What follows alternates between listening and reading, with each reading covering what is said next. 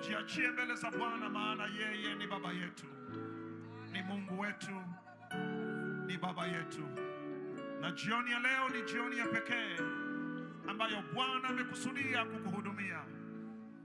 Bwana yuko mahali hapa kukutendea mema. Kama ambavyo mkutano wetu tunasema ukombozi wako umefika. Huu ni wakati wako Bwana kukutendea mema. Ni wakati wa pekee, neema ya Bwana kuyagusa maisha yako. Pokea utukufu Bwana. Pokea neema, uweza na mamlaka ni vyako Bwana. Tunakushukuru Bwana kwa wakati huu wa pekee. Tunakushukuru Bwana kwa uaminifu wako na neema yako. Tunakurudishia sifa, heshima na utukufu. Mshangilie Bwana kwa makofi ya shukrani. Mwambie unastahili Bwana. Unastahili wewe Bwana. Unastahili wewe Bwana. Unastahili Bwana. Unastahili Bwana. Unastahili Bwana.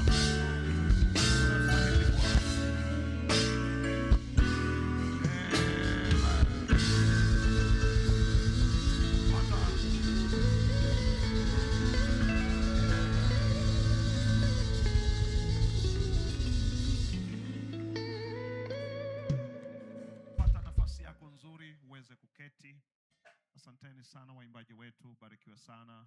Mtumishi wa Bwana Boaz, asante sana mtumishi wa Bwana Neema kwa kumtumikia Bwana pamoja nasi. Na tunamshukuru Mungu kwa siku ya leo. Na wakati huu tunapokwenda kuyasikia maneno ya Mungu. Ninaitwa mchungaji Douglas Mosi, mchungaji kiongozi wa kanisa hili la Tanzania Assemblies of God Agape Revival Temple hapa Ipagala. Asanteni sana watumishi wa Bwana na watu wa Mungu wote ambao mmesikia mwaliko huu na kuja mahali hapa kwa ajili ya kusikia neno la Mungu. Na hii ni siku yetu ya kwanza katika siku 4 tulizonazo katika viwanja hivi. Na wewe ambaye unaisikia sauti hii mahali popote ulipo, bado tunakukaribisha, sogea uweze kusikia neno la Bwana. Na muda wetu umekimbia, lakini natambua uwepo wa watumishi wa Bwana, wachungaji ambao wameungana pamoja nasi. Naomba tu wachungaji wote mliopo msimame, punge mkono, tutambue uwepo wenu. Asanteni sana wachungaji ambao umeungana na sisi jioni ya leo. Mungu awabariki sana. Na tunamshukuru Mungu kwamba ametupa nafasi hii, na tutapata nafasi ya kuwapa watumishi wa Bwana kutusalimia siku nyingine, maana siku ya leo kidogo muda umekimbia. Tutawapa nafasi ya kutusalimia.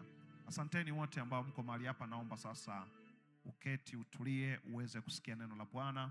Tumebarikiwa kuwa na mtumishi wa Bwana mchungaji Douglas Simen kutoka Marekani, na mhubiri na mtafsiri wake. Majina ya kwanza Mungu ameyapa neema kuwa majina ya aina moja, lakini tunatoka nchi tofauti na tunatoka tumbo tofauti.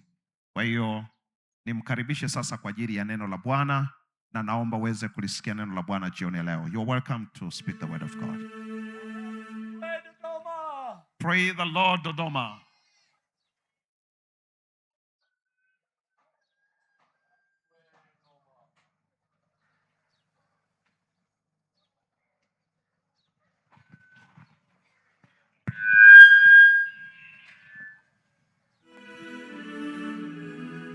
Okay, let's try that again. Hebu tujaribu tena. Bwana asifiwe Dodoma. Praise the Lord, Dodoma. Hallelujah.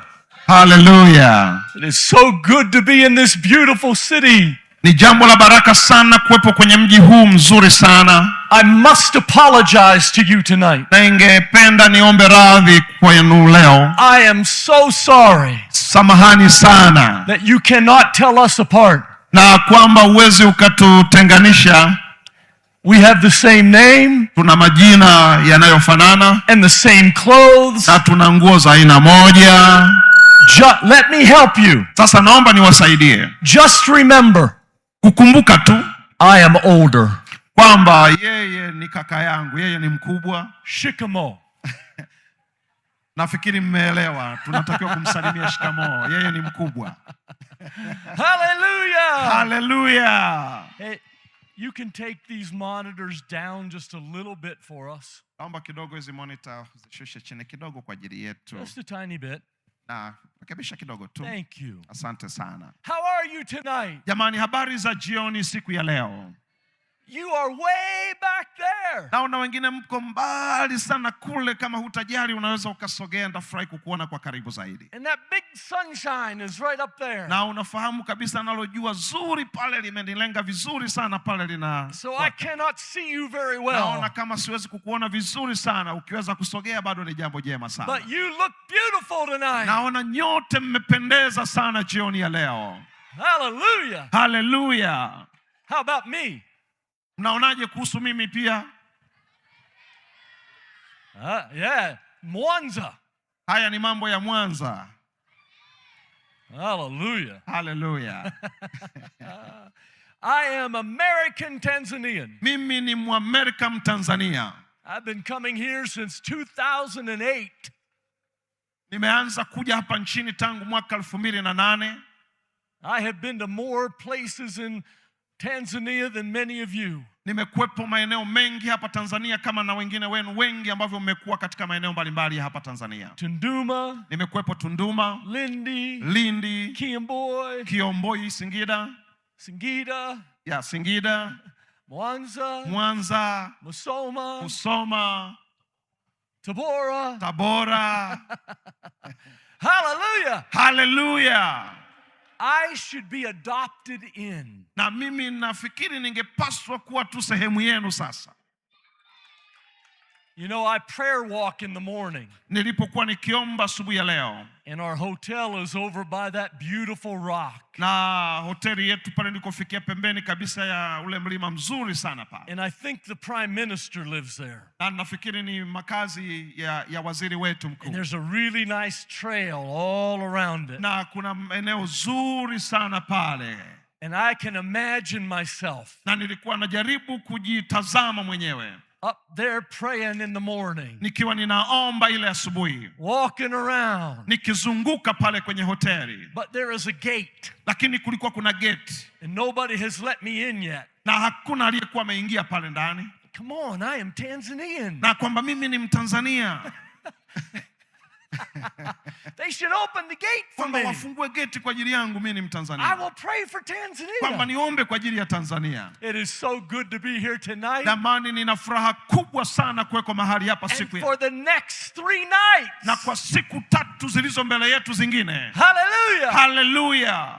Thank you for being here. Asante sana kwa kuweko mahali hapa. Thank you to all of our leaders. Asanteni viongozi wote. And our wonderful singers. Na waimbaji wetu wazuri sana. So good to be blessed in music. Na ni jambo la baraka sana kubarikiwa kwa huduma ya uimbaji. Amen. Amen. Praise God. Amen. Well, let us get into the word of God tonight. Naomba tulisikilize neno la Mungu siku ya leo. Going to Acts chapter 19. Tufungue katika Matendo ya Mitume sura ya 19. I bring you greetings from the United States. Naleta salamu kutoka Marekani. I bring you greetings from the church in America. Lakini pia ninaleta salamu kutoka kwa kanisa la Marekani. I have a son and a daughter. Nina mtoto wa kiume na wa kike. And I have a granddaughter. Lakini pia nina mjukuu wa kike. I bring greetings on behalf of them. Naleta salamu kwa niaba yao wote. You met my wife. Na tayari mmekwisha kumwona mke wangu. She is traveling with me. Na amesafiri pamoja nami.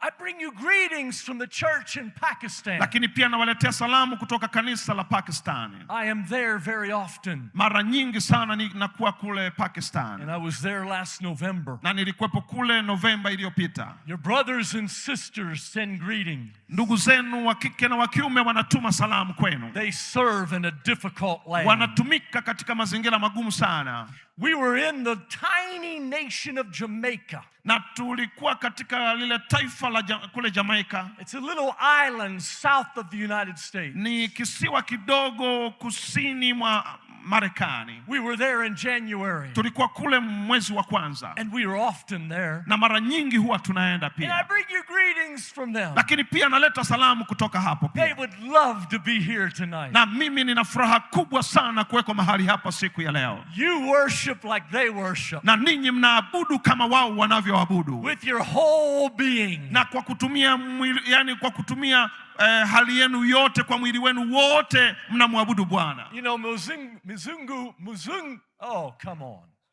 Mzungu worship like this. Unajua wazungu wanaabudu tu kama nanepa kidogo tu hivi. But Jamaicans Lakini ninyi and Tanzanians, kwamba hawa wa Jamaica na wa Tanzania, oh, you worship with everything. na ninyi mnaabudu na kila kitu. Hallelujah. Hallelujah. Acts chapter 19. Matendo ya Mitume sura ya 19. Paul has come to Ephesus. Na mtume Paulo alikuwa ameenda kwa Waefeso. And there has been a great shaking. Na kulikuwa kuna mtikisiko mkubwa sana. The power of God has come. Na nguvu ya Mungu ilikuwa imeshuka mahali pale. And now there's going to be a trial. Na sasa pakatokea majaribu. Everybody has gathered together. Kila mmoja amekusanyika mahali pale. They have come to the arena. Na wamekuja kwenye ule ukumbi. And this is what we read in verse 32. Na hiki ndicho tunachokisoma kwenye mstari wa 32 Matendo 19. Inside the people were all shouting, some one thing and some another. Everything was in confusion.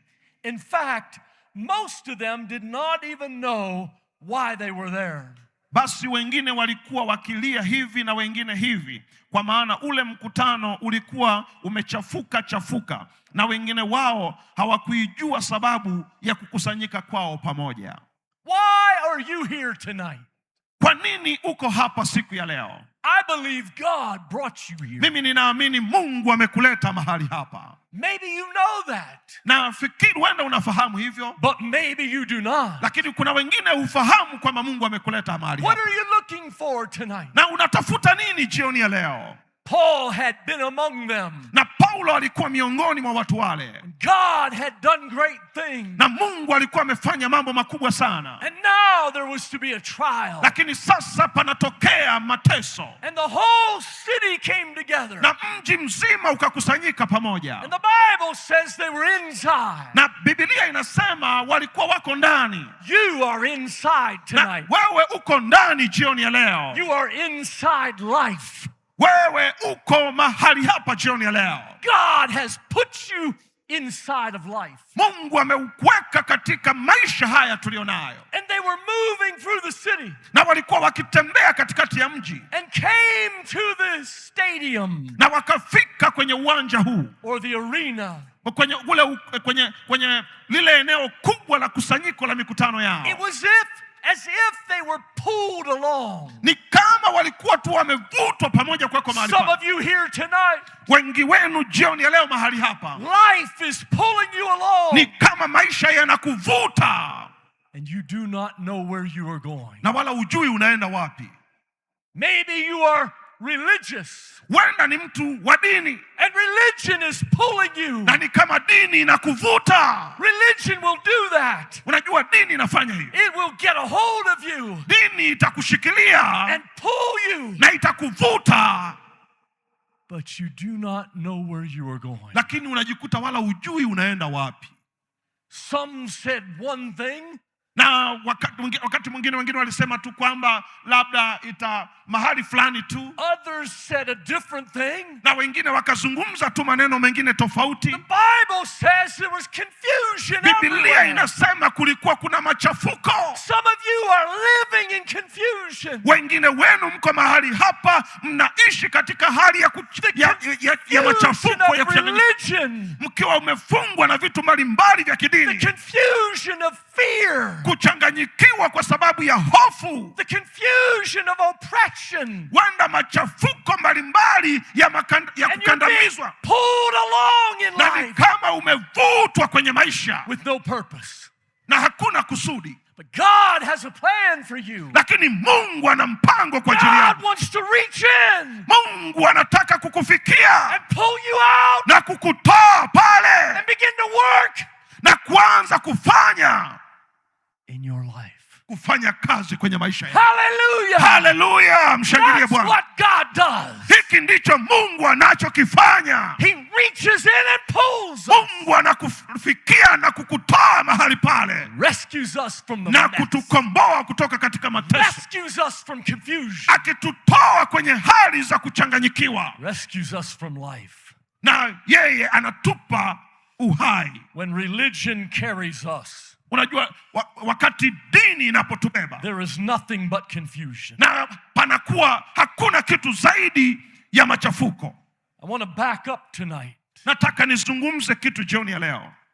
And I want to show you what is happening. Nataka nikuoneshe nini kilikuwa kinatokea In the city of Ephesus, katika mji wa Waefeso. many of you know this. Wengi wenu mnafahamu. It was a famous city. Ulikuwa ni mji mashuhuri sana. And they worshipped a goddess. Na walikuwa wanaabudu Mungu Diana.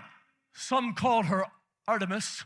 Wengine walikuwa wanamuita Artemi. But most knew her as Diana. Lakini wengi walikuwa wanamfahamu kama Diana. The goddess Diana. Kwamba huyu Mungu Diana. And in Ephesus, katika mji wa Efeso, there was a huge temple. Kulikuwa kuna hekalu kubwa sana.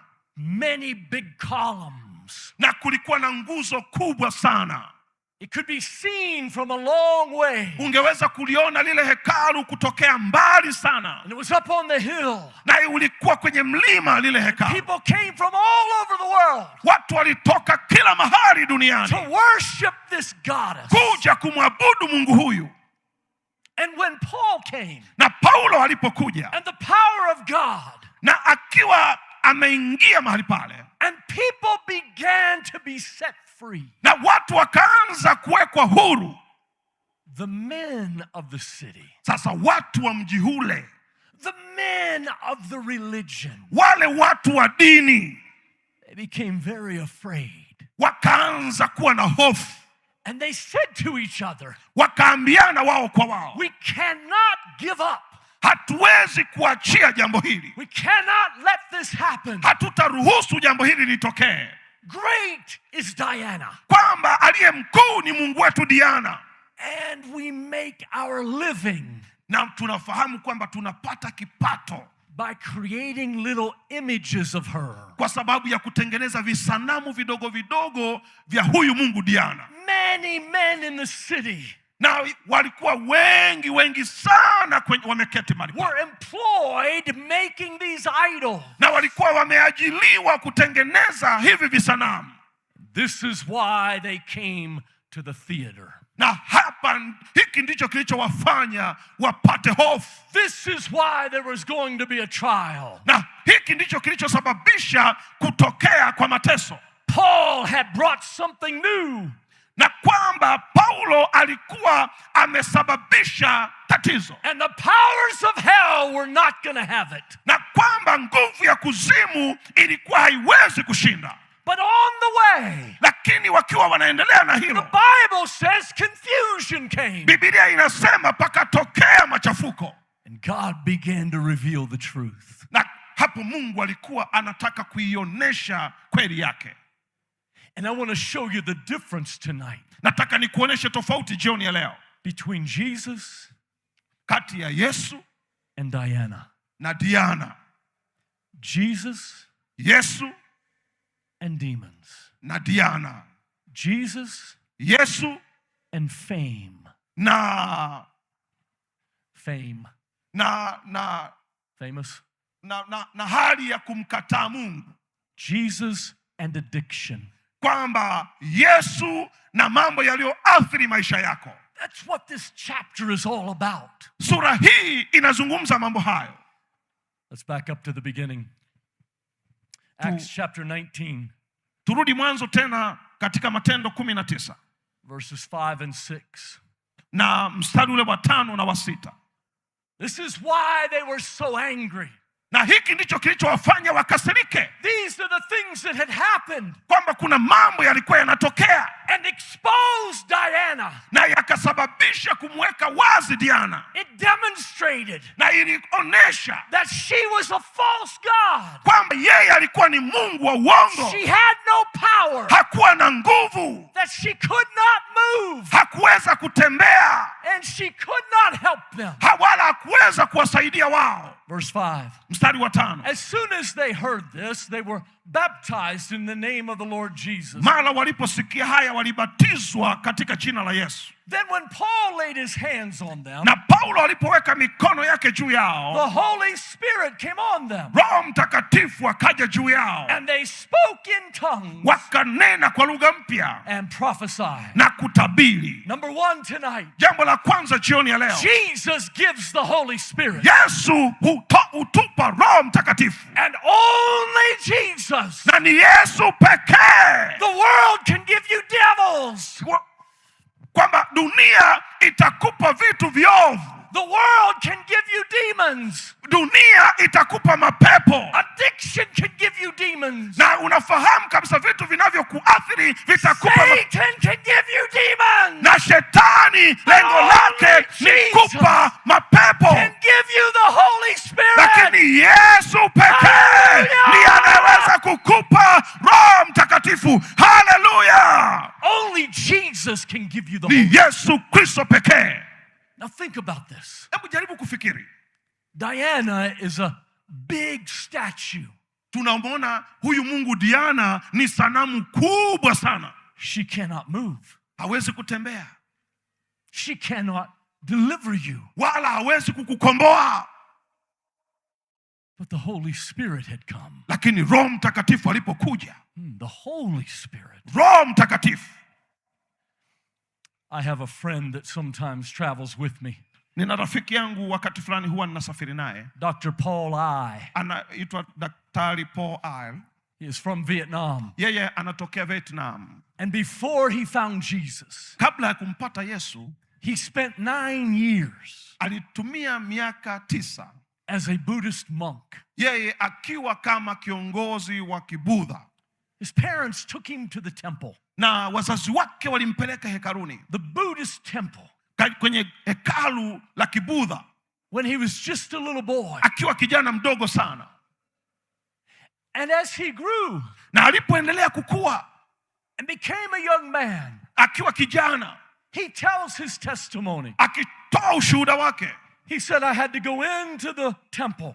Anasema kwamba alikuwa anaingia kwenye hekalu. And I had to scoot the Buddha over. Na nilikuwa na kazi ya kumsogeza Buddha mahali fulani. I had to move the statue of Buddha. Kwamba nilikuwa na kazi ya kuhamisha sanamu ya Kibudha. And then I would clean all around. Na nilikuwa nafanya usafi maeneo yale yote. And then I would move him back. Na nitena na muhamisha kumrudisha mahali pake. And he said, one day it came to me. Na siku moja ikaja kwenye ufahamu wangu. Buddha cannot take care of himself. Kwamba huyu Buddha mbona hawezi kujihudumia mwenyewe? How will he ever help me? Na wala hawezi kunisaidia mimi. I ask you tonight. Na kuuliza jioni ya leo. What is it that has a hold of you? Nini kimeyashika maisha yako? What is it that's at work inside of you? Nini kinachofanya kazi ndani yako? Is there a demon at work? Je, ni mapepo yanayofanya Is there kazi? fear at work? Au ni hofu inayofanya kazi? Is there some sort of depression? Au labda kuna msongo wa mawazo Are you having nightmares? kwamba labda kuna vitu vinaweza Are you tormented in your sleep? labda unapata mateso kwenye I usingizi have wako. good news for you tonight. Nina habari njema kwa ajili yako jioni Jesus has the Holy Spirit. kwamba Yesu anatupa Roho Mtakatifu. Haleluya! There are a lot of other spirits, Unajua kuna roho zingine nyingi sana, but only one Holy Spirit. lakini tuna Roho Mtakatifu moja tu. And Paul prayed for these men Mtume Paulo akaomba kwa ajili ya watu hawa early in chapter 19. katika ile sura ya 19. I think there were 12 of them. Walikuwa kama watu 12 And they were water baptized na wote walijazwa na Roho Mtakatifu because they met Jesus. kwa sababu walikutana na Yesu. Paul said, praise God. Paulo anasema atukuzwe Mungu You gave your life to Jesus. kwamba mmempa Yesu maisha yenu. Amen. Amen. Now get water baptized Kwamba mmebatizwa katika maji and seal that commitment. na kwa sababu mmefanya agano hilo Be buried with Jesus. kwamba mzikwe pamoja na And Kristo then raised up to new life. na kufufuka katika maisha mapya.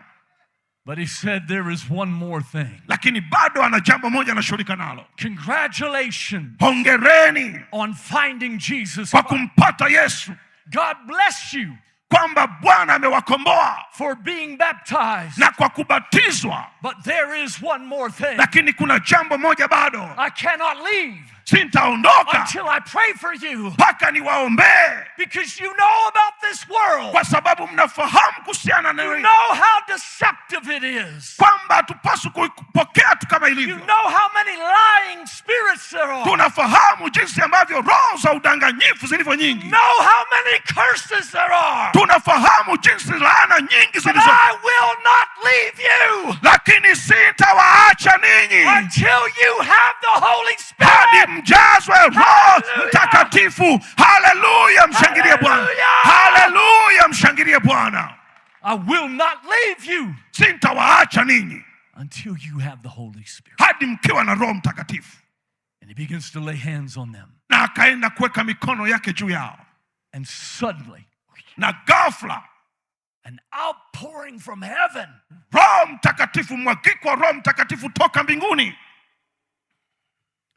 Satan can give you all kinds of demons. Shetani anaweza akakupa kila aina ya mashetani, The world can give you all kinds of spirits. na dunia inaweza ikakupa kila aina ya roho zilizopo duniani, But only Jesus can give you the Holy Spirit. lakini Yesu pekee ndiye anaweza kukupa Roho Mtakatifu. Hallelujah. Haleluya, Praise God. Bwana apewe sifa.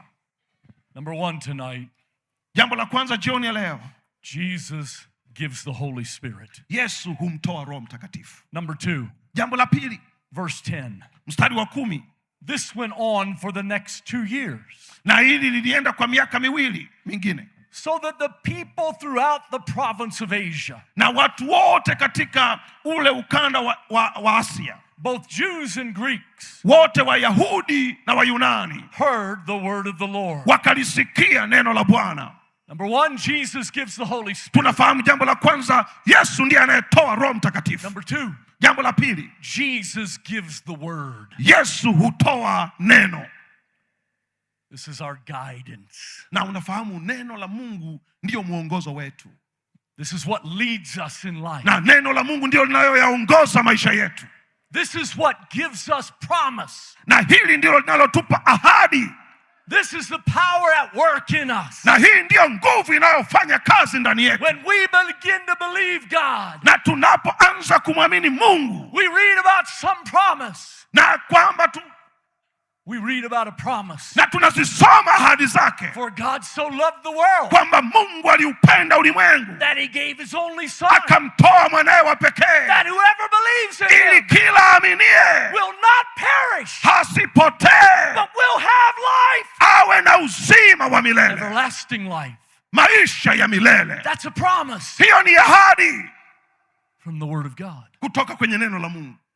And when your son is sick, Na kama kuna mtoto wako anaumwa, your baby is in the hospital, labda mtoto yuko hospitali, when your husband is without a job, labda mume wako hana kazi, and you have to go to the word of God, unaenda kwenye neno la Mungu and you have to learn to trust him, na unaanza kujifunza kumwamini yeye, because he's given you the Holy Spirit. kwa sababu amekupa Roho And you Mtakatifu. open these pages, Na unapofungua kurasa za Biblia and you begin to read the promise, na unaanza kuzisoma ahadi, and you say, that's for me. na unaanza kusema hii ahadi ni kwa ajili yangu. God is speaking to me. Mungu anasema na mimi kwa neno. He's Haleluya! speaking to me. Anasema na mimi, I'm going to hold on na ashikilia maneno haya until he answers.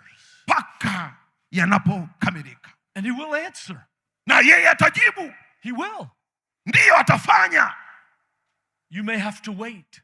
Lazima uwe tayari kungoja, You have to be patient. lazima uwe mvumilivu, You have to remind him, lazima umkumbushe yeye I have your promise. kwamba nina ahadi.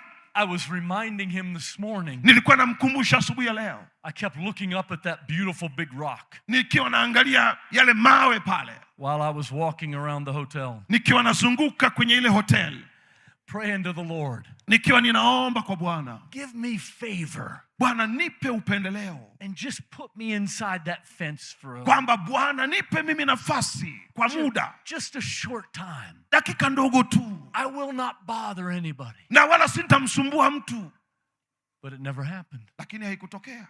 But when I pray tomorrow, Lakini napoomba tena kesho, I will bring all my needs before the bado Lord. nitaleta mahitaji yangu yote kwake. This is what God does for us. Hiki ndicho Mungu anachokifanya kwetu. He invites us to come. Anatukaribisha kuja. And God was moving. Na Mungu anapotembea. And the Bible says Na Biblia inasema that Paul preached for 2 years. Paulo alihubiri kwa miaka miwili. So that everyone heard the word. Na kila mmoja akalisikia neno la Bwana. All over Dodoma. Watu wote wa Dodoma. I believe tonight. Naamini jioni ya leo. That God is calling you. Mungu anakuita wewe. To take the word. Kulipeleka neno. To carry the word. Kulibeba neno. When you go to work. Na kwenda unapoenda kazini. When you go to school. Unapoenda shuleni. On your way to church. Na unapoenda kanisani. Down to the cafe. Unapoenda katika maeneo mbalimbali mjini. You carry the word of God. Unabeba neno la Bwana.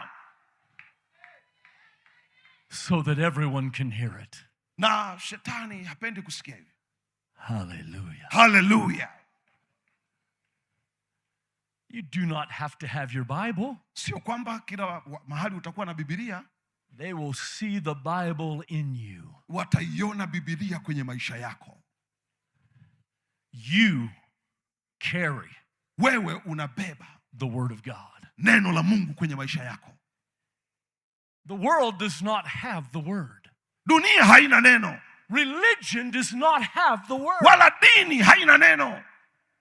But when the Holy Spirit comes, lakini Roho Mtakatifu anapokuja, He begins to reveal the word to us. Anaanza kulifunua neno lake kwenye maisha yetu. And it begins to change us. Anaanza kutubadilisha maisha yetu. It speaks deep into us. Inaanza kusema ndani kwenye maisha yetu. It encourages us. Inaanza kututia nguvu. It strengthens us. Inaanza kutuwezesha. It corrects us. Inatuonya. So that when we walk, ili tunapotembea, we begin to follow the Lord. Tunaanza kumfuata Bwana. And wherever He leads, na popote anakotuelekeza, in His word, katika njia zake, we follow. Tunafuata. So that His word, kwa sababu neno lake, works through us. Linafanya kazi kupitia sisi. Hallelujah. So that His word works through us. Kwa hiyo neno lake linafanya kazi kupitia sisi. Praise God. Bwana Yesu apewe sifa. I was leading a church. Nilikuwa nikiongoza kanisa. I was a pastor for more than 30 years. Nimekuwa mchungaji kwa zaidi ya miaka 30. And in March, na mwezi wa 3, the Holy Spirit began to speak to me. Roho Mtakatifu akaanza kusema na mimi. That it was time to step out of that. Ni wakati wako sasa wa kutoka katika nafasi hiyo. And into this international work. Na kuingia katika huduma hii ya kimataifa. And to give everything for that. Na kujitoa kwa ajili ya hilo. And I prayed about it for a few days. Nikaomba kwa siku kadhaa. And then I told my wife. Nikamwambia mke wangu. And then we told our kids. Tukawaambia watoto wetu. And then finally we told our church. Na baadaye tukaliambia kanisa. We are going to turn leadership over to us. Tunakwenda kumruhusu mchungaji mwingine kuwa mchungaji wa kanisa lile. And when I obeyed the Lord, na nilipomtii Mungu, invitations started coming. Ukaribisho ukaanza kutokea. The invitation to be here came. Na hata ukaribisho wa kuja hapa ukaja. The invitation to go to Burundi came. Ukaribisho wa kwenda Burundi ukaja. The invitation to go to Liberia came. Ukaribisho wa kwenda Liberia ukaja. And the invitation to go back to Pakistan. Na ukaribisho tena wa kurudi Pakistan. When the Lord begins to speak to us, Roho Mtakatifu anaposema na sisi, it can be challenging. Inaweza likawa ni jambo la changamoto kubwa. We are asking ourselves, tunajiuliza sisi wenyewe, how will we make a living? Je, tutafanyaje kuishi? Where will we live? Tutaishi wapi? How can we do this? Tutafanyaje haya yote? And it can be scary. Na linaweza likawa ni jambo la kutisha kumsikiliza Mungu. But the Holy Spirit is at work. Lakini Roho Mtakatifu yuko I want to kazini. challenge you tonight. Nataka nikupe changamoto jioni ya leo. No matter what you are facing, Haijalishi unapitia nini. no matter how difficult your situation, Haijalishi mambo unayopitia ni magumu I kiasi want to gani. remind you tonight, Nataka nikukumbushe jioni ya leo. God has called you. Mungu amekuita He wewe. has a purpose for you. Ana kusudi kwa ajili A yako. plan for your life. Ana mpango na maisha yako. And He will guide you. Na atakuongoza. He will use you. Atakutumia. And He will bless you. Na atakubariki. Hallelujah. He Hallelujah. will bless you. Mungu atakubariki wewe. In everything you do. Na katika kile unachokifanya But you have to trust Him. lazima umwamini yeye. Praise the Lord. Bwana Yesu apewe sifa. Here's the third and final thing tonight. Na hapa ni jambo la tatu na la mwisho nalotaka kulizungumza jioni ya leo. This is verse 11. Huu ni mstari wa 11 katika sura ya 19. God gave Paul the power to perform unusual miracles. Mungu alimpa nguvu ya kufanya miujiza mikubwa Paulo. When handkerchiefs or aprons that had merely touched his skin, Kwamba kila waliokuwa wakimgusa and they were placed on sick people, na walipoweka mikono yao kwa wagonjwa, they were healed of their diseases, waliponywa magonjwa yao and evil spirits were expelled. na roho chafu zikawaacha. Number one tonight, Jambo la kwanza nililosema jioni ya leo, Diana does not have the Holy Spirit. kwamba Mungu Diana hana Roho Number Mtakatifu. two tonight, Jambo la pili jioni ya leo, Diana does not have the Word of God. Diana hana neno la Mungu. And number three tonight, Jambo la tatu jioni ya leo, only Jesus has miracles. Yesu pekee ndiye ana miujiza. Diana cannot work a miracle. Diana hawezi kufanya miujiza. Demons cannot work miracles. Mapepo hawezi kufanya miujiza. Satan cannot work miracles. Shetani hawezi kufanya miujiza. Can they imitate? Wanaweza kuigiza, Yes. ndio, But the result lakini matokeo yake will bring destruction. italeta uharibifu. But when Jesus works, Lakini Yesu when the anapofanya, Holy Spirit is moving, Roho Mtakatifu anapotembea, and miracles begin to take place, miujiza inaanza kutokea. people begin to be healed Watu wanaanza and kuponywa delivered, na kufunguliwa. all of a sudden, Ghafla we recognize tunagundua kwamba that God is at work.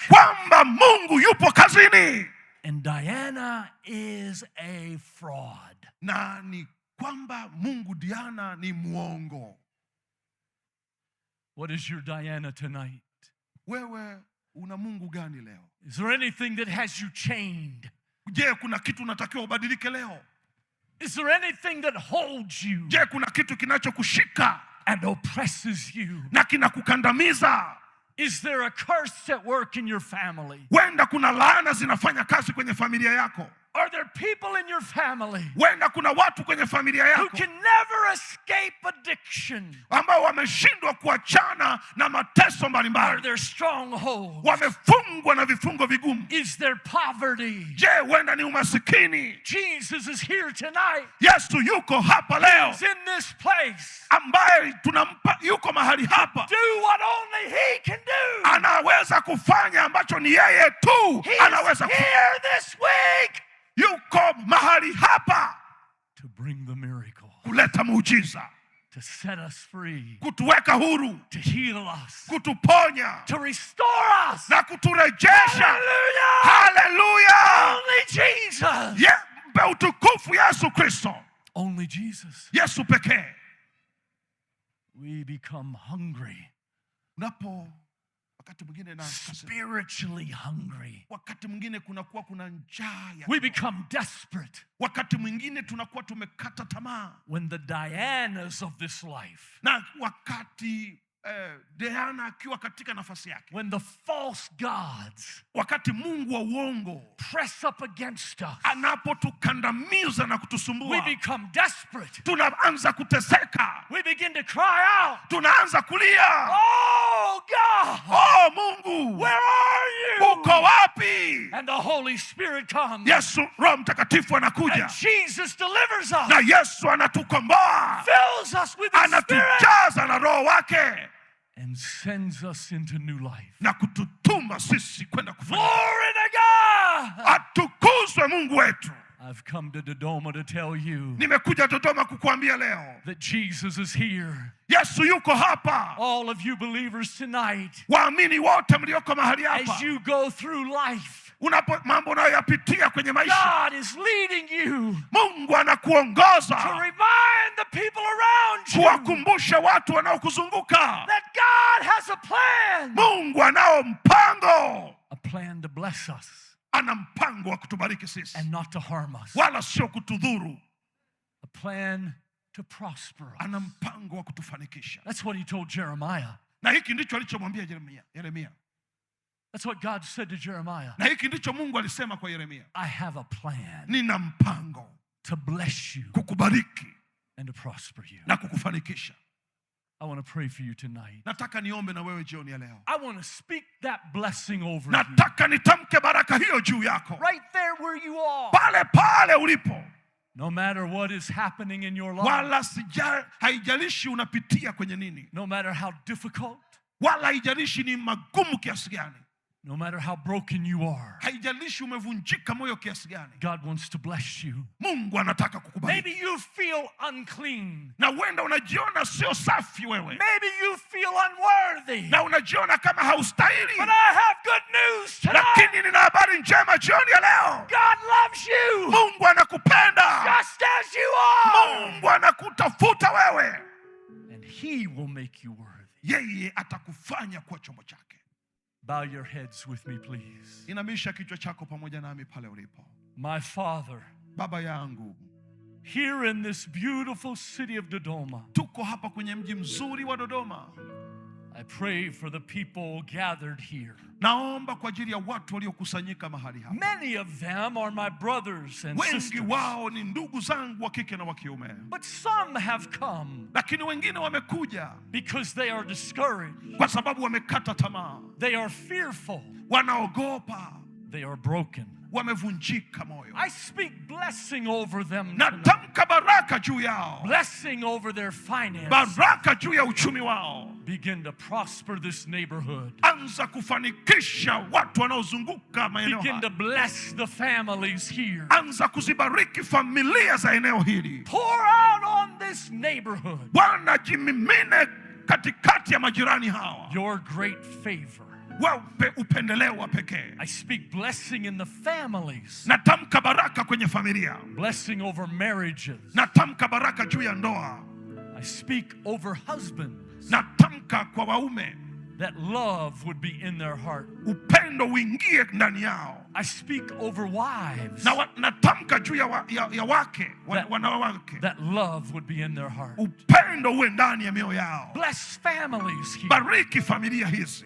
Oh, we thank you for business owners. Bwana, tunakushukuru kwa ajili ya uwepo wako. And those who want to own a business. Wale ambao wanatamani kuwa na miradi na biashara. Bless them.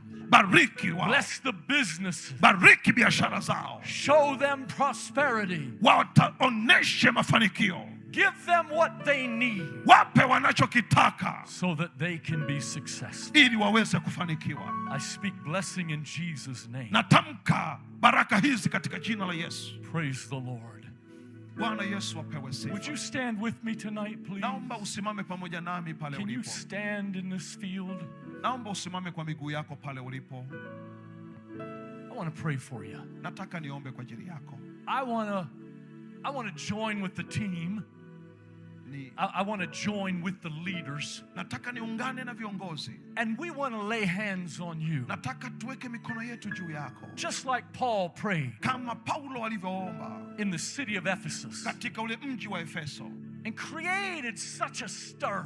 Na ikasababisha hali. Because so many miracles took place. Kwa sababu miujiza mingi ilitokea. Wouldn't that be wonderful here in Dodoma? Na tuko hapa mahali pazuri sana Dodoma. I want to pray for you tonight. Nataka niombe kwa ajili yako jioni ya leo. No matter who you are. Haijalishi wewe ni mtu wa aina gani. A follower of Jesus? Labda ni mfuasi wa Yesu Kristo. Or maybe not yet. Au hata bado hujamfuata Yesu. I am going to pray. Nataka niombe kwa ajili yako. And as I pray, na ninapoomba, I want you to step out Naomba tafadhali tusogee tuliopo kule nyuma, And usikae I mbali want you to sana. come here to the Naomba front tusogee tafadhali wote tusogee. so that I do not have to walk back there. Ili nisiende mbali sana kukuombea. I Naomba al- mliopo kule mbali wote tusogee kwa upendo, mlioko kwenye jengo kule tusogee. I already walked 10 kilometers today. Mimi tayari nimekwisha kutembea kilomita kadhaa. Thank you. Asante. Asante sana. Oh, Paka. Jesus moved tonight. Hapo hapo. Mungu anatembea jioni ya leo. May the Holy Spirit visit us. Roho Mtakatifu atutembelee. Do miracles tonight. Miujiza jioni ya leo. Bring healing Uponyaji uko hapa. and hope. Tumaini Encourage us tonight na ipo kututia nguvu jioni ya leo and strengthen us. na kutuwezesha. Thank you, Jesus. Asante Bwana Yesu. Tusogee wote kule toka kwenye viti. Tusogee. Yeah. Nataka kuomba kwa ajili yako. Praise the Lord. Bwana Yesu apewe sifa. Bwana asifiwe. Mlioko kule mbali usiondoke. Karibu tuombe pamoja na wewe. Oh, now I can see you. Oh, nilikuwa sijawaona vizuri. Why did God give so many of you beautiful hair? Oh, naona wengi wenu Mungu amewapa nywele nzuri sana. Sio kama za kwangu. How did that happen? Imetokeaje hivyo? I see you ladies with all that beautiful Na hair, waona wanawake na nywele zenu nzuri sana. and I have to pray Nataka niombe kwa ajili yako. because I have none. Mimi sasa sina nywele. You look terrific. Mnaonekana mmependeza sana. I'm so happy to be here with you.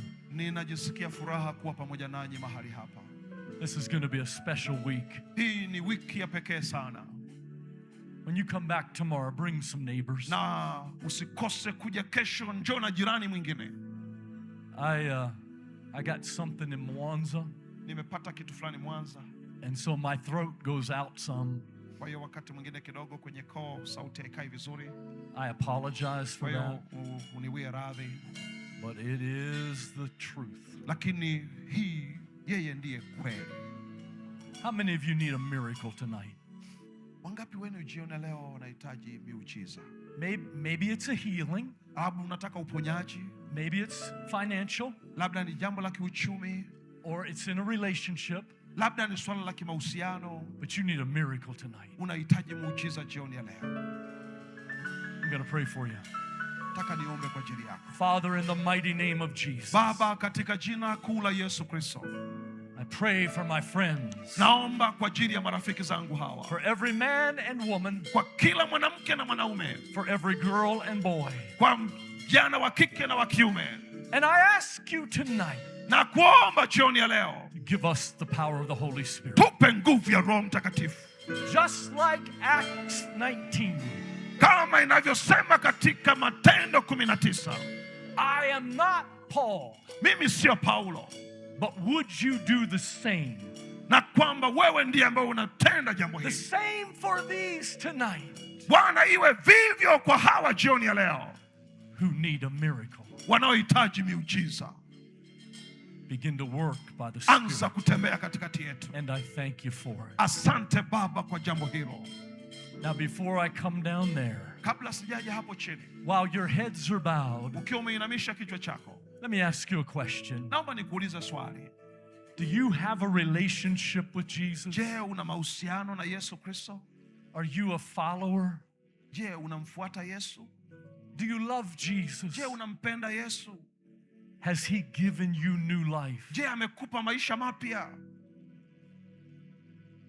If your answer is no, Na kama jibu lako ni hapana, I want to pray for you tonight nataka first. nikuombee jioni ya leo. Kwanza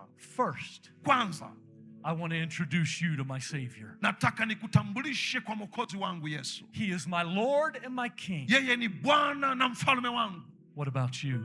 Je, wewe ni If ikoje? you are here tonight Uko mahali hapa jioni ya leo, or watching by television au unaangalia television au kwenye mitandao ya kijamii, and you are not a follower of Jesus, na huenda sio mfuasi wa Yesu Kristo, but you are ready. lakini uko tayari, You are not following this Mzungu. haunifuati mimi mzungu, You're following Jesus. unamfuata Yesu. If you are ready to invite Him in, Kama uko tayari kumkaribisha Yesu, I want to pray for you. nataka niombe kwa ajili yako. Just raise your hand. Nyosha mkono wewe unataka kusema nataka nimpe Yesu maisha yangu. Say, Brother Doug, Sema, mchungaji Douglas, pray for me tonight. naomba uniombee jioni ya leo. Nyosha mkono wako juu kabisa vizuri. Yeah, hold your hand up for just a moment. Shikilia mkono wako vizuri ukiwa umeunyosha juu. You are not joining a church. Wewe haujiungi na kanisa. You are not joining this church. Haujiungi na kanisa. You are joining the family of God. Wewe unaungana na familia ya Mungu. I'm going to lead you in a prayer. Nataka nikuongoze katika maombi. You are going to pray it too. Na utakwenda kunifuatisha. It will be translated for you. Na maombi haya yatatafsiriwa. And then I want you to pray it. Na natamani wewe pia uombe, na wahudumu naomba tusogee karibu na wale waliofanya mambo, walionyosha mikono yao kwa ajili ya kwa. I will guide you. Na nitakuongoza wewe. But you have to mean it. Lakini unapaswa kumaanisha. It has to be real to you. Inapaswa kuwa halisi. Are you ready? Uko tayari? Msogele pale pale tu alipo. Msogele pale pale alipo tu. Mhudumu sogea karibu na aliko pale pale. Uko tayari? Dear Lord Jesus, Bwana Yesu Kristo, I open my heart. Nafungua moyo wangu. Nifuatishe maneno haya. Sema, nafungua moyo wangu. I open my heart. Nafungua moyo wangu. To receive you. Kukupokea wewe. Be the Lord. Uwe Bwana of my life. Wa maisha yangu. Be my Savior. Uwe mwokozi wangu. Be my King. Uwe mfalme wangu. Deliver me tonight. Nifungue jioni ya leo. From all fear. Kutoka kwenye hofu zote. From all habits. Kutoka kwenye tabia zote. And from every demon. Na kutoka kwenye nguvu za giza. I give you my whole life. Nakupa maisha yangu yote. And I will serve you. Na nitakutumikia wewe. Until you return. Hadi utakaporudi. And this night. Na jioni ya leo. I receive. Ninapokea. Eternal life. Maisha ya milele. Thank you, Jesus. Asante Yesu. Asante Yesu. Asante Yesu. And it is in your mighty name. Na katika jina lako kuu. That I ask all of this. Ninaomba haya yote. Amen. Amen. Amen. Congratulations. Hongera sana. Welcome to the family of God. Karibu kwenye familia ya Mungu. The family is all over the world. Familia hii iko kila mahali ulimwenguni. We may look a little different on the outside. Tunaweza tukaonekana tofauti kwa nje. We may speak a different language. Tunaweza tukaongea lugha tofauti. But we all belong to the same tribe. Lakini sisi wote ni wa baba. We all belong to Jesus. Wote ni mali. We all belong to the King. Wote sisi ni watoto wa mfalme. Hallelujah. Hallelujah. We are going to begin to pray for you. Nataka nianze kuomba kwa ajili yako. Leaders and workers. Naomba wahudumu na watumishi wa Bwana, wachungaji. Pastors come. Naomba wachungaji tuje tuweze kushirikiana kuomba, na wahudumu mkiendelea ku. And we are going to begin to pray for you. Na tutakuwa tunaenda kuwaombea sasa. In the mighty name of Jesus. Katika jina kuu la Yesu. I speak healing tonight. Natamka uponyaji jioni ya leo. I rebuke cancer in Jesus' name. Nakemea kansa kwa jina la Yesu. I rebuke blindness. Nakemea upofu. In the mighty name of Jesus. Katika jina kuu la Yesu. I speak to hearts. Natamka kwenye moyo wako. And to the blood. Natamka kwenye damu yako. Be healed tonight. Pokea uponyaji jioni ya leo. In Jesus' name. Katika jina kuu la Yesu. I break curses. Navunja kila laana. In the mighty name of Jesus. Katika jina kuu la Yesu. I come against demons. Nakuja kinyume na nguvu za giza. In Jesus' mighty name. Katika jina kuu la Yesu. I rebuke the devil. Na kukemea Satan, go. Shetani, toka. In Jesus' mighty name. Katika jina la Yesu. I speak deliverance tonight. Natamka Pokea kufunguliwa jioni ya leo. Healing for the ears. Uponyaji kwenye masikio. May you be healed tonight. Uponywe jioni ya leo. In your hearing. Katika kusikia kwako. May your hearing be restored. Kusikia kwako kurejeshwe tena. In Jesus' name. Katika jina la Yesu. I speak to the bones. Natamka kwenye mifupa. May the bones be healthy. Mifupa yako ipokee uzima. I rebuke tumors. Na kemea uvimbe. In Jesus' name. Katika jina la Yesu. May every tumor go. Kila uvimbe uondoke. In the mighty name of katika Jesus. jina kuu la Yesu. Glory to God. Utukufu kwa Bwana. Katika jina la Yesu Kristo. Wahudumu tuendelee kuombea, endelea kuombea kwa jina la Yesu Kristo. Nasimama kinyume na nguvu za giza, nasimama kinyume na nguvu za majini, nasimama kinyume na nguvu za magonjwa kwa jina la Yesu. Pokea uponyaji, pokea uponyaji, pokea uponyaji. Wahudumu tuendelee kuombea, watumishi wa Bwana tuendelee kuombea kwa jina la Yesu, kwa jina la Yesu. Pepo wachafu, nguvu za majini, nguvu za ushirikina, vifungo vyote, tii mamlaka, tii mamlaka, tii mamlaka, tii mamlaka ya jina la Yesu, kwa jina la Yesu. Popote yaliko magonjwa, nguvu za giza, aga, aga, aga, aga, toka katika jina la Yesu, toka katika jina la Yesu Kristo. Kwa damu ya Yesu Kristo, wale wanaoangushwa na nguvu za giza tuwapeleke pale ndani kuwaombea, wapeleke pale ndani kuwaombea kwa damu ya Yesu Kristo. Moto wa Bwana, moto, moto, moto, moto, moto, moto, moto, moto, moto, katika jina la Yesu Kristo. Nguvu za giza, wahudumu na watu endelee kuwekea mikono watu walioko hapa mbele. Wahudumu tafadhali, naomba tuendelee kuombea watu hao wa Bwana kwa jina la Yesu Kristo, kwa jina la Yesu Kristo. Magonjwa sugu, mateso yote, toka kwa jina la Yesu Kristo, toka kwa jina la Yesu Kristo. Pokea uzima, pokea uzima, natamka uzima kule nyuma, natamka uzima, natamka uzima. Pokea uzima watoto, pokea uzima. Nguvu za majini, nguvu za pepo wachafu, vifungo mbalimbali, piga kelele mwondoke, aga mwondoke, aga mwondoke kwa jina la Yesu Kristo. Naamuru tena, naongeza vikosi tena kwa damu ya Yesu Kristo, kwa damu ya Yesu Kristo. Naita moto wa Bwana, naita moto wa Bwana, naita moto wa Bwana kwa damu ya Yesu Kristo. Pokea kufunguliwa. Magonjwa yaondoke, magonjwa ya mgongo, magonjwa ya tumbo, magonjwa ya kisukari, magonjwa ya kifua, magonjwa ya pumu, toka kwenye kifua hicho, toka kwenye kifua hicho. Magonjwa ya kurithi, toka, toka, aga mondoke, toka, toka kwa jina la Yesu. Aga mondoke, aga mondoke. Achia maisha yake, achia ufahamu wake, achia mwili wake, achia maisha yake kwa damu ya Yesu Kristo.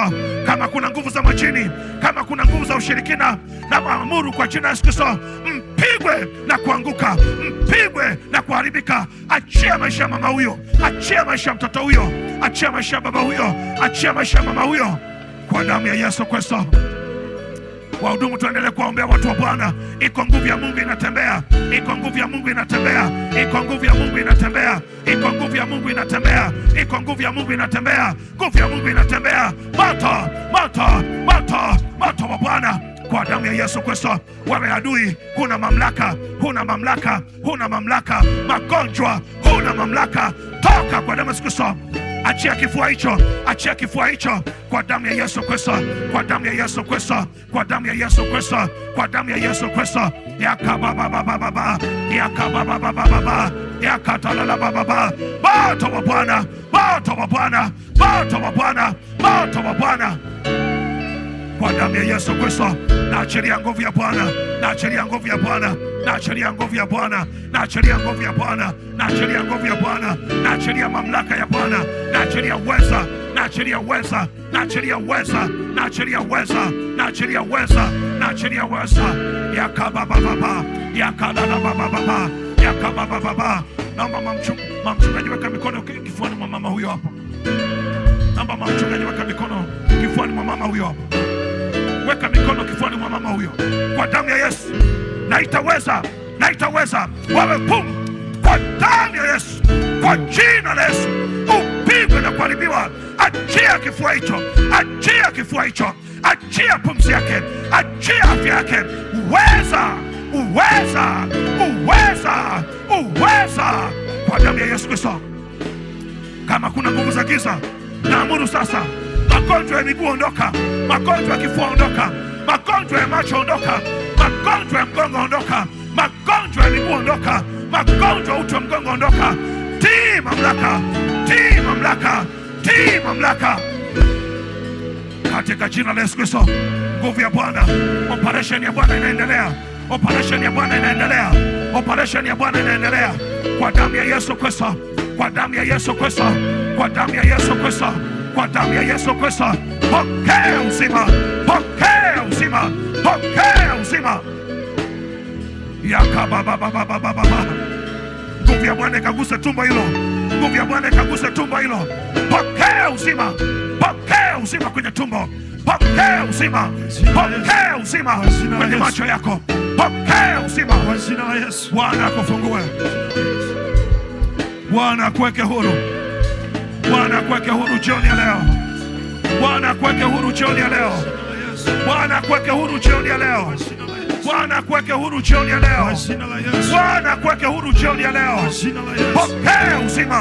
Wewe usiye na mtoto, pokea uzao, pokea uzao, pokea uzao kwa damu ya Yesu Kristo. Yakabababababa. Wewe mwenye shida ya kiuno, shida ya mgongo, shida ya magoti, pokea uzima, pokea uzima, pokea uzima. Natamka uponyaji yako. Hata wewe uliyeko nyumbani, uliyeko mbali, unayesikia sauti hii, naituma mamlaka ya Bwana popote uliko, pokea uzima. Bwana akufungue, Bwana akufungue. Tunakulipua nguvu za giza zilizo ndani ya majumba, zilizo ndani ya maisha, popote uliko, pokea uzima, pokea uzima, pokea uzima. Aga, aga mondoke kwa jina la Yesu Kristo, kwa jina la Yesu Kristo. Achia anga, achia anga, achia anga la Ipagala, achia anga la Ipagala. Weza yakabababa. Kama kuna nguvu za giza kwenye kiwanja hiki, kama kuna mtu yote bado ana vifungo, kama kuna mtu bado ana nguvu za giza, naamuru tena kwa jina la Yesu, toka wewe pepo mchafu, toka, toka na kukemea kwa jina la Yesu. Ondoka, ondoka, achia maisha yako kwa jina la Yesu Kristo. Weza, weza, weza. Nguvu ya uponyaji, nguvu ya uponyaji, nguvu ya uponyaji. Na waombea watoto wadogo, na waombea watoto wadogo. Nguvu ya uponyaji, nguvu ya uponyaji, nguvu ya uponyaji, nguvu ya uponyaji, nguvu ya uponyaji, nguvu ya uponyaji, nguvu ya uponyaji. Moto kwenye viwanja hivi, moto unawaka hapo ulikosimama. Kama kuna nguvu za giza, kuna mamlaka kusimama mahali hapo. Naamuru sasa uweza wa Bwana kuanzia nyayo za miguu yako, pokea uzima, pokea uzima, pokea uzima, pokea uponyaji, pokea uponyaji, pokea uponyaji, pokea uponyaji, pokea uponyaji, pokea uponyaji, pokea kwa jina la Yesu. Yakabosa, yorobosa, katika jina la Yesu, katika jina la Yesu, katika jina la Yesu. Pokea uponyaji, pokea uponyaji, pokea uponyaji, pokea uponyaji. Bado nguvu ya Mungu inatembea, bado uweza, bado uweza. Wahudumu, naomba tuwahudumie wale wote waliompa Yesu maisha yao. Wahudumie wale wote waliokopa mbele na kuwashauri na kuelekeza. Wahudumu, naomba tafadhali, kuna watu wanahitaji huduma hapa mbele. Wahudumu, hapa mbele. Katika jina la Yesu Kristo.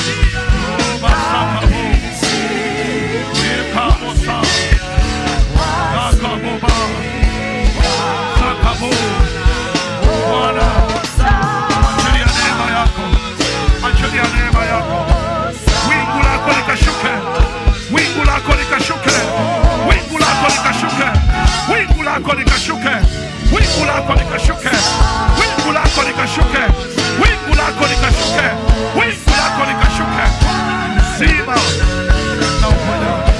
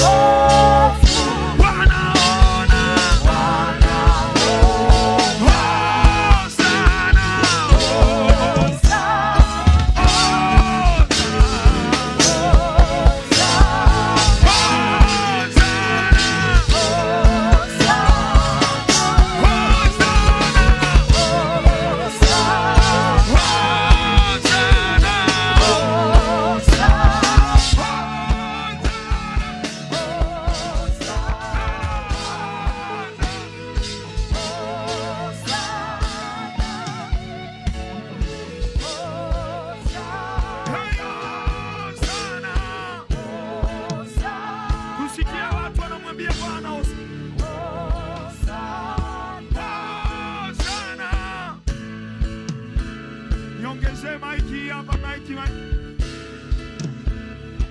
Hosana. Ongeza sauti. Mtu wa Dodoma, ongeza sauti tena. Hosana.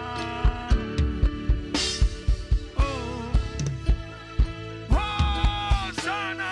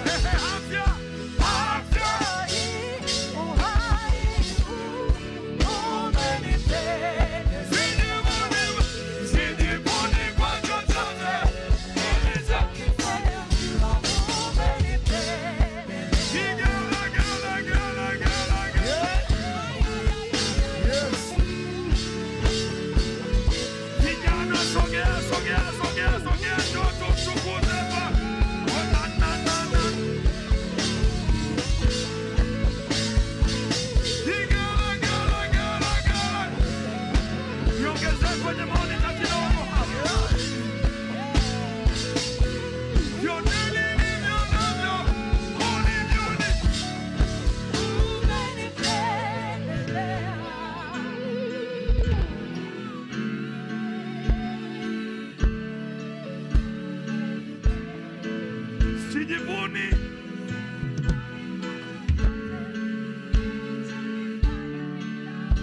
Sogea mpaka kwenye kamba hapo unaimba. Sogea. Yote nilivyo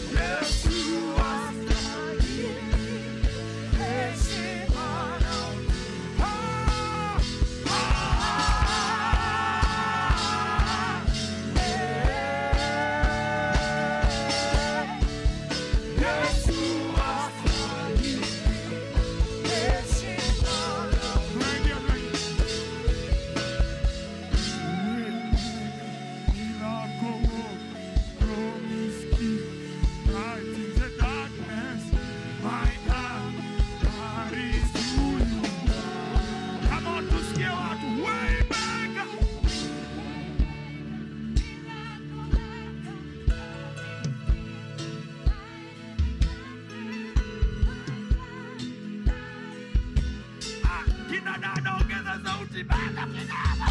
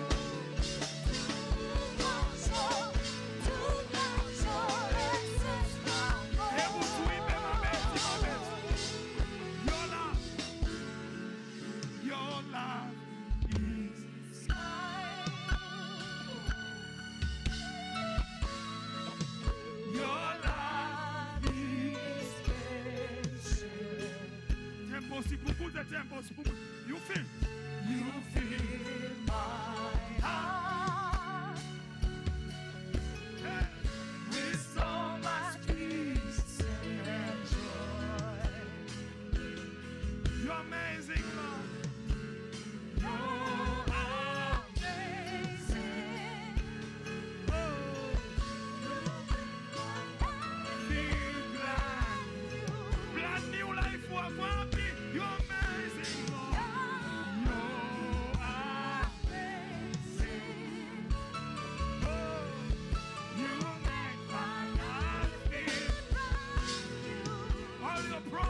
Come on, church. All the promises.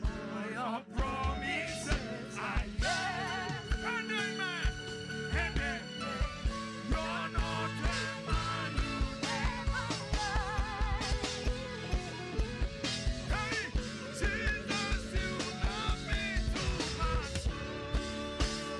Too much. Too much. It's just love.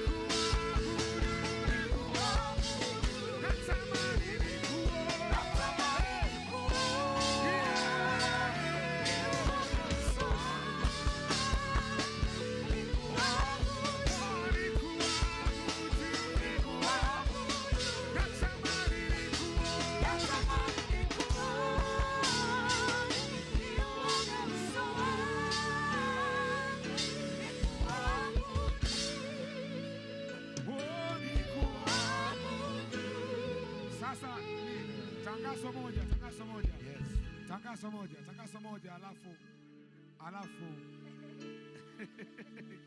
Bwana asifiwe. Kesho mwambie jirani yako, kesho saa 9 kamili tunaanza mkutano. Halafu saa 2 kamili usiku tunaanza ibada ya kusifu na kuabudu mpaka saa 6 usiku. Hapo si ni sawa? Ni sawa. Mpaka saa 6 usiku. Mpaka saa ngapi? Saa 6 usiku.